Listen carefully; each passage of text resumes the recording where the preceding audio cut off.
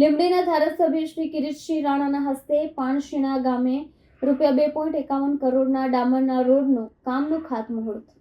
સુરેન્દ્રનગર જિલ્લાના માર્ગ અને મકાન વિભાગ હેઠળ લીંબડી તાલુકાના પાણશીણા ગામે જનસુખાકારી અને માળખાગત સુવિધાના ભાગરૂપે લીંબડીના ધારાસભ્ય કિરીટસિંહ રાણાના વરદ હસ્તે પાણસીસા ખાતે ડામર રોડના વિકાસ કાર્યનું શાસ્ત્રોક્ત વિધિ અનુસાર ખાતમુહૂર્ત કરવામાં આવ્યું હતું, જેમાં મોટી સંખ્યામાં સ્થાનિક અગ્રણીઓ ઉપસ્થિત રહ્યા હતા.